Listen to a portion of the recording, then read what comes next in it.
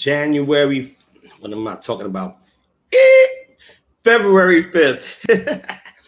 I'm up here talking about some January 5th. February 5th. It's on and popping. Happy February 5th to you. February 5th, 2021. Happy Black History Month to everyone around the world. This is Ronald Haynie, and I'm here, just like I made a promise to you, to read from chapter 5 out of my novel, DUPPY, You Reap What You Sow. So let's get it popping, shall we?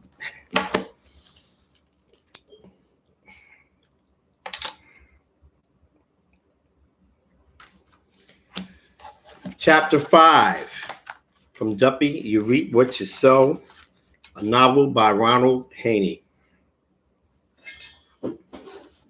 George Washington High was scheduled for a half a day of classes along with other New York City high schools. So the crew met up together and went to Arthur's for the morning. Arthur was home for the summer after completing a successful freshman year at college. The Boyd family had moved from another walk-up tenement on 117th Street to Paulding Avenue in the Bronx, their own private home. The guys hung out in the basement from late morning until mid-afternoon, watching pornographic movies on the Sony Betamax. And they played Mousetrap on Arthur's ColecoVision, drinking apple-flavored malt duck and smoking marijuana, rolling the grass and El Producto cigar paper after removing the cigar tobacco, creating a stronger effect. Yo, pass the Chiba, man. Stop fronting, you bullshitting, Dwayne yelled at Patrick. Word, man, added Eric. Just because you West Indian, man, don't mean you gotta smoke up the whole shit, B. You ain't no real Bob Marley, motherfucker. Patrick chuckled and said, 2 super-duper seniors with nothing but mouth. He blew 3 smoke rings and passed a blunt to Dwayne. Eric gave Patrick the finger, then passed a half-empty quart bottle to Thirsty Sean and attempted to scribble inside of his new tagging book. So what you graduated? That's why your chick is my honey dip now, Dwayne said and took a deep pull from the L. Sean grinned at it. I know, right? You lucky you live on my 20th. Impress us, Rastaman, and go to school like art since you graduated. And where's our cheeseburgers? Wendy. They all laughed. And Arthur walked over to the stereo unit, turning on the radio. And the sounds of 92 KTU soon filled the Boyd basement. Eric let off a 5-second burp that sounded like an antique motor horn, and the guys cracked up with laughter a second time. Yo, Art! Change that bullshit ass station and Cashapp, man. I can't tag to that. We fuck with the real downtown, man. What, you forgot already moving up here? Change to the new shit, Eric instructed. The basement was decorated with wall-to-wall mirrors, a floor model television, stereo system, and bar. Near the boiler area, they had a washroom equipped with a washer and dryer. The den area had a space for audio and video equipment and a bar filled to the brim with liquors and wines. This is where all the guys were sitting, puffing blunts. 1 high school graduate, 1 college sophomore to be, catching a contact, inhaling secondhand smoke, and 3 cutting school as usual. Hours later, the crew helped Arthur tidy his basement and air it out so his parents wouldn't be suspicious of company in their absence. They slapped 5 with their 4-eyed friend and headed home, back downtown to Harlem. After a brief ride, they exited the subway at 116th Street in Lenox, headed for the pool hall. The lively lounge had 3 pool tables inside, with 4 video games, 1 pinball machine, and a jukebox with oldies and the latest in R&B music. Patrick and Eric shot a game of pool while Dwayne played against an older guy, Mr. Ghislaine from 5th Avenue. And Sean took his interest in the video games. He still played the same quarter for nearly a half an hour while his friends finished their games of pool. This nigga love Miss Pac-Man. What the fuck? Sean be choking his chicken and thinking about it, Eric teased, slapping his boy's 5, blowing smoke in Sean's face from his lit Newport as they laughed. Sean laughed also, causing his game to mess up on his last turn. See what you did, punk? Sean exclaimed, playfully pushing Eric, then punching his shoulder. You always trying to diss, man. I'll bust your ass in this. Sean began cracking his knuckles. Eric snapped, oh, play me in a real game, nigga, like Centipede or Missile Command. We can take it to the game room on 8th and 14th where they got Space Invaders or Defender, chump. Those are games for men, and I'll wax your ass in all of them. Ooh, a bunch of younger guys said along with the crew. Yo, let's do this. Yo, let's get a quarter. What time is it? Patrick asked excitedly. They looked at the giant Budweiser clock on the wall in unison. Damn, it's almost 8 o'clock. I have to get home later. See you guys tomorrow. And Patrick bolted out the pool hall door. His boys disgustingly shook their heads. Eric said, damn, 17 years old, got a job, and he still got to be in the crib before sundown? Nah, B. Yo, fuck Pat right now. Yo, you want to play another game of pool? Dwayne asked. Yo, I want to play another game of Chiba. Sean grinned, meaning he wanted to smoke more weed. Yo, I'm out of cash. Yo, wait a minute. Let me see, Dwayne said, digging in his pockets. Shit, all we need is $1 a piece, huh? It's 3 of us. A tray bag would be cool, and I got $1. Yo, me too, added Sean, pulling a bill from his pocket. Me 3, yelled Eric, following suit. Let's go, they agreed. The 3 teens happily headed to one of their many smoking spots. Bored with nothing to do after school on most days, smoking blunts and drinking quarts became the guys' favorite pastime during the latter days of the spring season. They rotated different spots notoriously on a daily basis. Al was taken by surprise, opening the apartment door to find Arlene standing with her 2 children. At 40, she had put on some weight, going from a size 7 to a size 14. Still looking well, she was carefully made up. The statuesque dark-skinned beauty was complemented by a pearl necklace, matching bracelet, and earrings. Her navy blue knee-length dress was white with polka dots. She wore black high-heeled pumps as she was swirling with Chanel No. 5. She stood proudly in between the children, grasping their hands tightly, beaming as she spoke. Hi, Mr. Carter. Oh, Mr. Carter, I miss you, Arlene exclaimed and squeezed Al tight, while the children stared with blank looks on their tiny faces.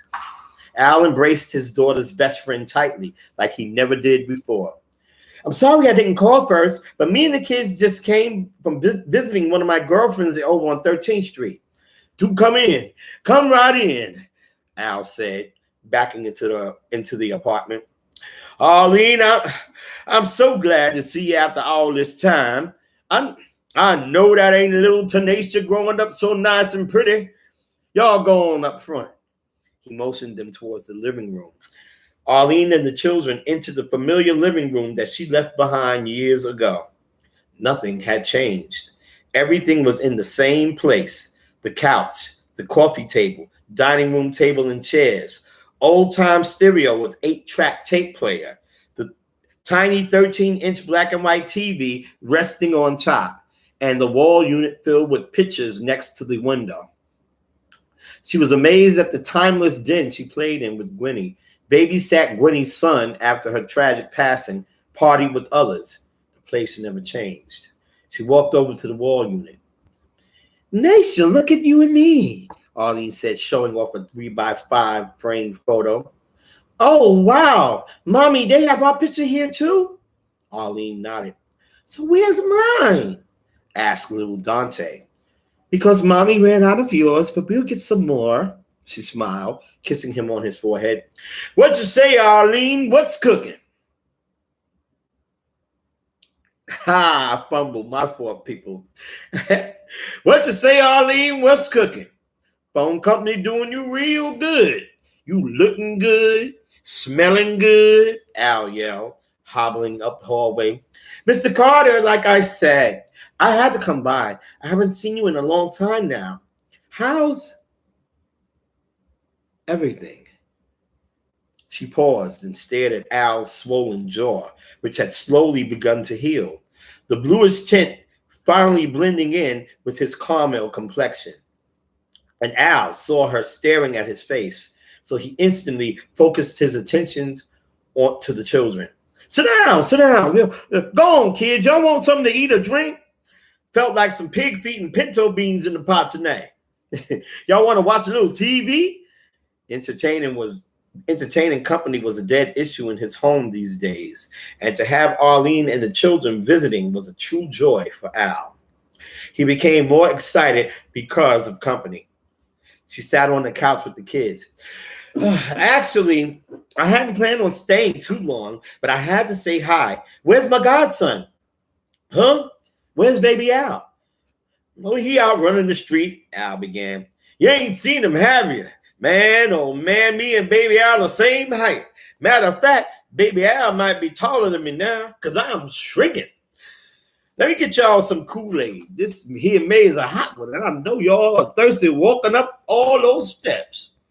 He dragged into the kitchen to get drinks for his company.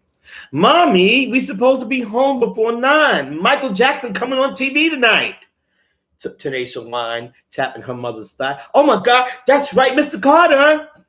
Arlene stood and joined Al inside the kitchen while he was pouring the glasses of Kool-Aid.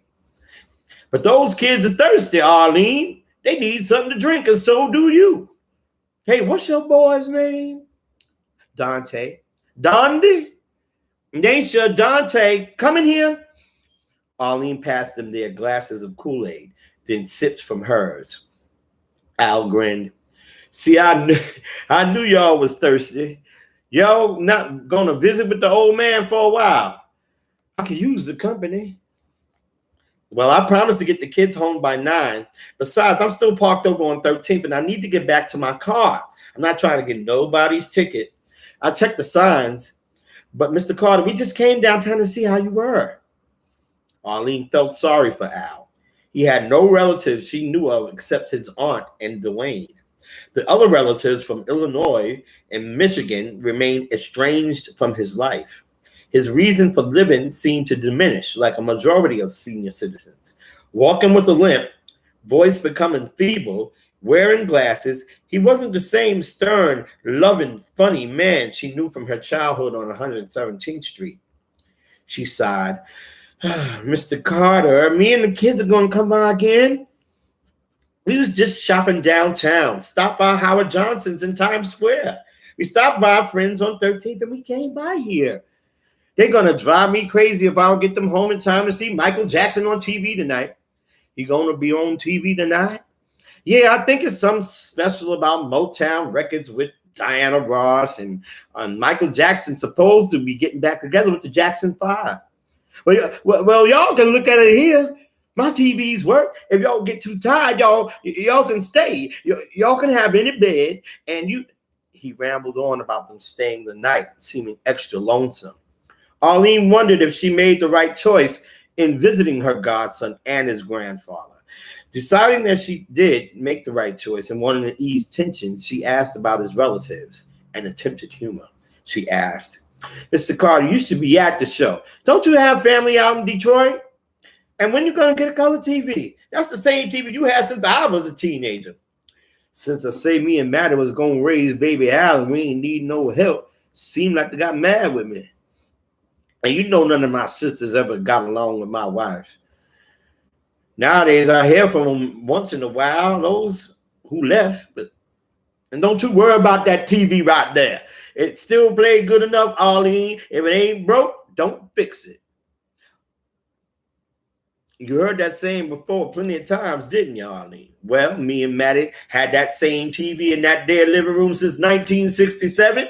It still played good, and until it conk out, I ain't gonna part with it. He looked down at Arlene's kids lovingly. Lord, you have some beautiful kids, Arlene. Are y'all two young whippersnappers finished?